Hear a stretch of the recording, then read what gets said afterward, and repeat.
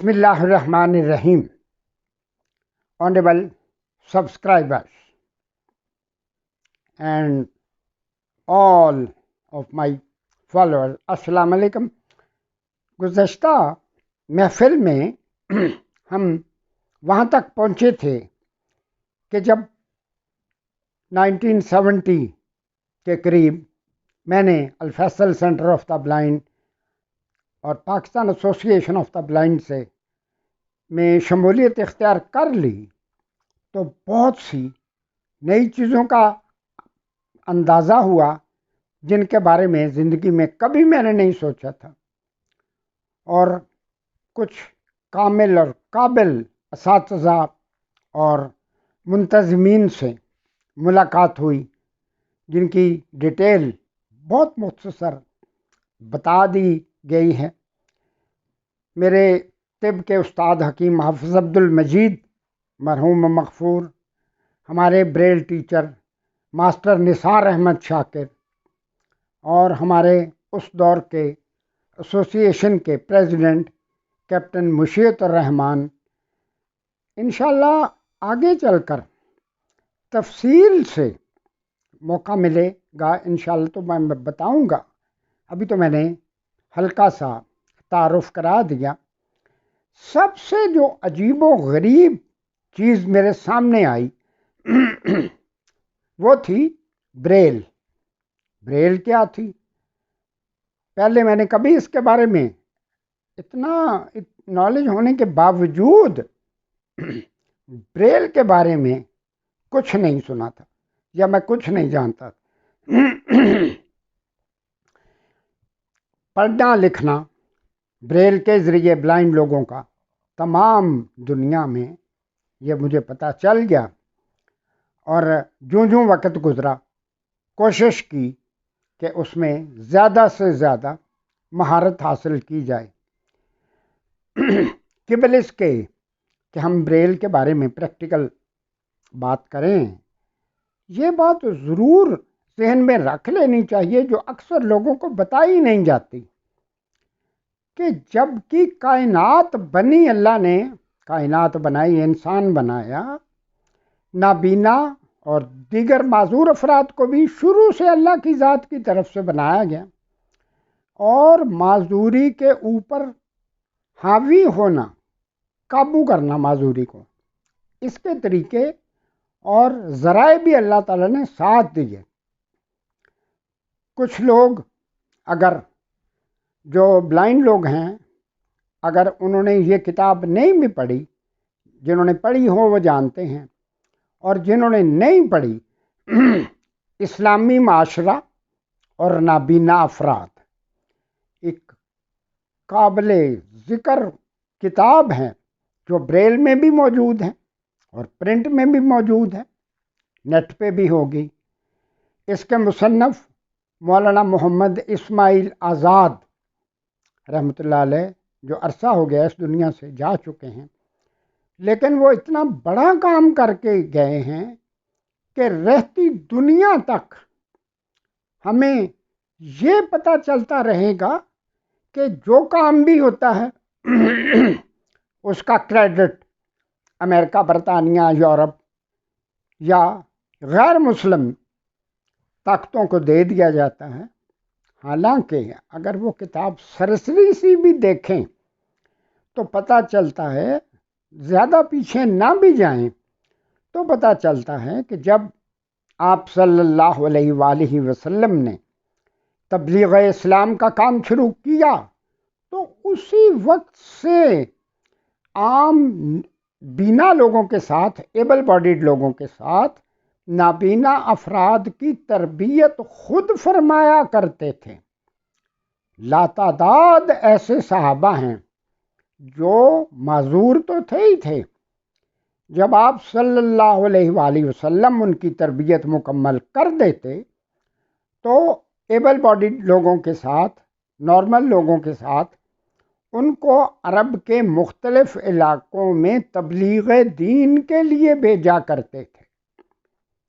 इनमें सबसे ज़्यादा काबिल ज़िक्र और काबिल फ़ख्र नाम और हस्ती حضرت عبداللہ ام مکتوم رضی اللہ تعالیٰ عنہ کا نام ہے، اور لوگوں کے بھی نام اس وقت اور بعد میں بھی ہیں ہمارے پاس، لیکن حضرت ام مکتوم رضی اللہ تعالیٰ عنہ جن کے بارے میں کہا جاتا ہے کہ یہ بی بی خدیجہ رضی اللہ تعالیٰ عنہ کے کزن تھے، ماموزاد بھائی یا چچا زاد بھائی کزن تھے، ان کے بارے میں علیحدہ سے میری خواہش ہے بعد میں نا ریکارڈنگ کریں گے، جو معلومات میری ہو میں بتاؤں گا۔ اس کے بعد مختلف طریقوں سے نابینا افراد کو نارمل لوگوں کے برابر لانے کی کوشش کی جاتی رہی۔ اس میں سب سے زیادہ حصہ ان نابینا افراد کا خود ہے جنہوں نے کبھی بھی اپنے آپ کو معاشرے کے لیے بوجھ نہیں سمجھا۔ ہر ملک میں، ہر علاقے میں ہزاروں لاکھوں نابینا افراد ہیں جنہوں نے بڑے بڑے مقام حاصل کیے۔ ان نظاموں کے طریقوں کے بارے میں تھوڑی سی بات ہو جائے۔ اسپین اور یورپ میں 16ویں صدی کے آغاز میں ہی بلائنڈ اسکولوں کا کچھ نہ کچھ حال ہمیں بڑی کتابوں میں ملتا ہے، آپ بھی دیکھیں گے، آپ کو بھی مل جائے گا۔ ابھی اس وقت تو بریل کا کوئی تصور ہی نہیں تھا، لیکن نظام موجود تھے۔ کون سے نظام موجود تھے یہ آپ بھی کوشش کریں، پھر بعد میں آپ کو بتاؤں گا کہ کون کون سے نظام بریل سے پہلے اور بریل کے بعد بھی کئی نظام آ گئے۔ یہ جس طرح آئی ٹی ہے، کمپیوٹر ٹیکنالوجی ہے، مون سسٹم ہے، اور بہت سارا اب بریل کے بارے میں 1809 میں 4 جنوری 1809 میں فرانس کے پیرس کے نزدیک کوپرے ایک گاؤں تھا، وہاں ایک ہارنیس میکر، زین ساز، ترخان یا موچی لوگ اس کو کہتے ہیں لیکن وہ غلط کہتے ہیں، اس کے جو ایک بندے تھے ہارنیس میکر، گھوڑوں کا یہ جو زین سازی کرتے، پیٹیاں بناتے، لگامیں بناتے، اس طرح کی چیزیں بناتے، ایک بیٹا پیدا ہوا جس کا نام لوئی تھا۔ لوئی رکھا گیا 4 جنوری 1809۔ آگے چل کر وہ بچہ بہت زیادہ ذہین بھی تھا اور چست چالاک تھا۔ اس دور میں سردیوں کے دنوں میں یورپ میں بے تحاشا برف باری ہوتی تھی۔ ہر بڑے گھر میں ایک کمرہ ورکشاپ کے لیے مختص کر لیا جاتا تھا۔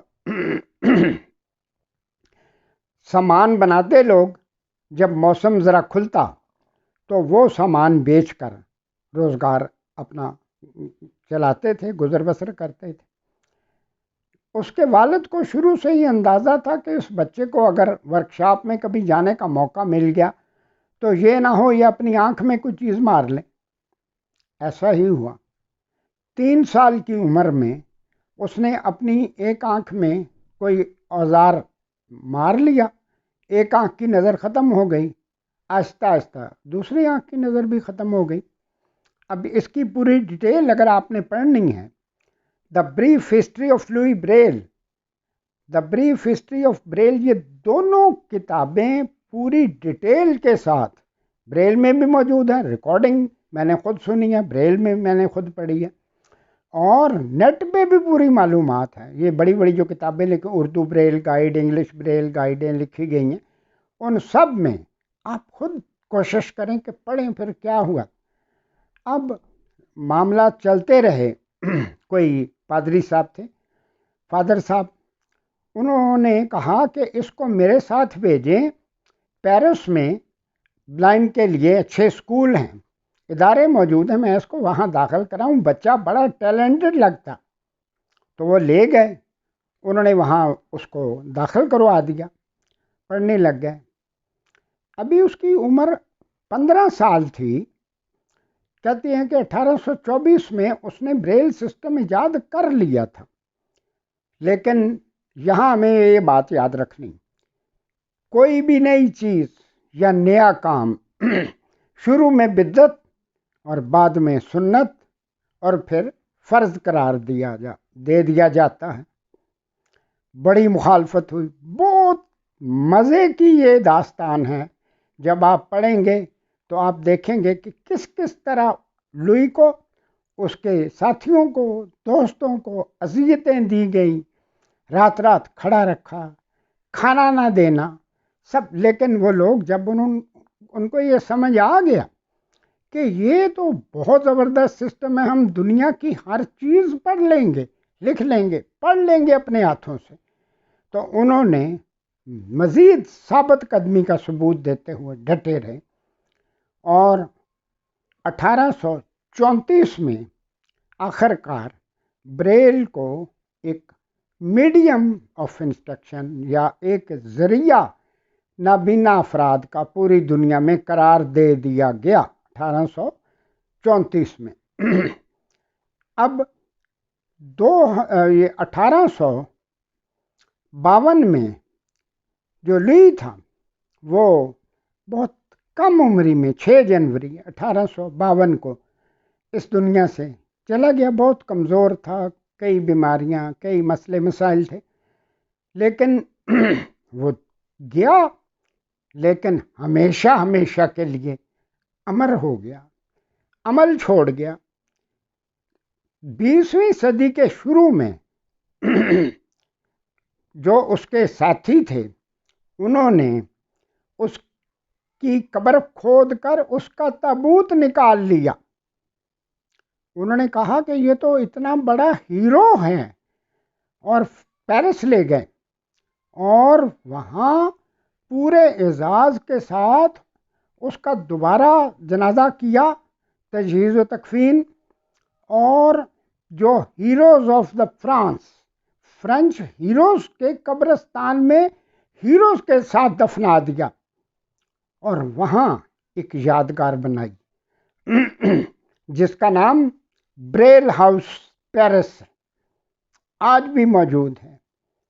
اور وہاں اگر آپ کو فرانس کسی کو جانے کا موقع ملے تو ضرور تھوڑا سا ٹائم نکال کے بریل ہاؤس پیرس میں جائیں اور دیکھیں۔ خاص وہاں یہ انتظام کیا گیا، ان ممالک میں ہفتہ اور اتوار کی چھٹی ہوتی، لیکن ہفتے والے دن بریل ہاؤس کھلا ہوتا ہے، RNIB بھی کھلا ہوتا ہے، تاکہ نابینا افراد جو سامان خریدنا ہوتا ہے، ضرورت کا اسپیشل ایکوپمنٹس خریدنے ہوتے ہیں، تو وہ وہاں سے خرید لیتے ہیں، اور بے شمار لوگ جو ہیں ہفتے والے دن بریل ہاؤس اور اس طرح کے اداروں میں جاتے ہیں اور دیکھتے ہیں۔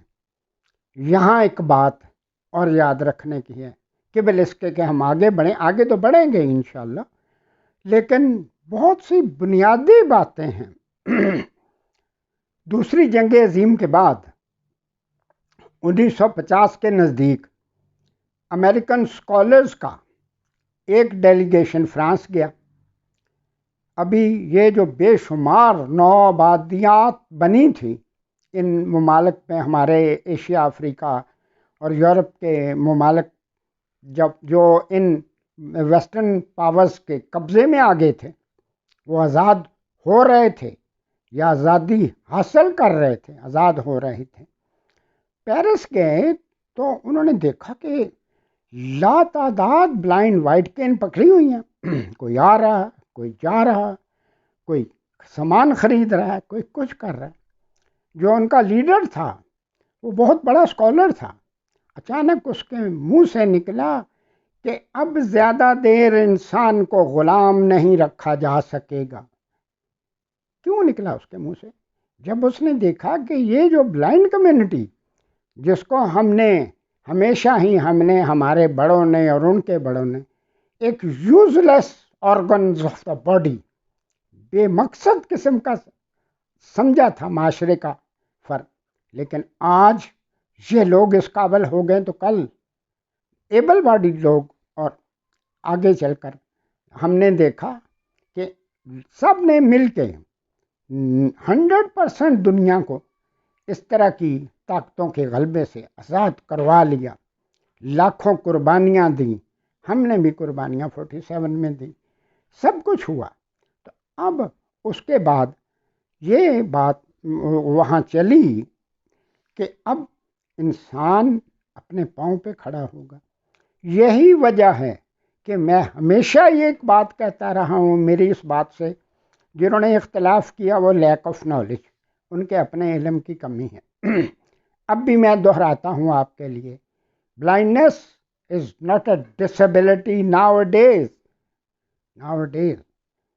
بلائنڈ کو معذور کہنا، بے مقصد useless organs of the body کہنا، یہ ہماری بدقسمتی، یہ لیک آف نالج ہے۔ اگر ہمارا نالج، علم بلائنڈ کے بارے میں ہو تو ہم بہت سی غلط فہمیاں جو ہمارے ذہنوں میں ڈال دی گئی ہیں، وہی بات جو میں نے آپ کو سنائی تھی کہ پیسے تو دینے کے لیے تیار ہوتے ہیں بھیک کے طور پہ، خیرات کے طور پہ، لیکن بلائنڈ کا ہاتھ پکڑ کے سڑک پار کرانی، رش والی جگہ سے اور دوسری جگہ پہنچا دینا، یہ کرنے کے لیے تیار نہیں۔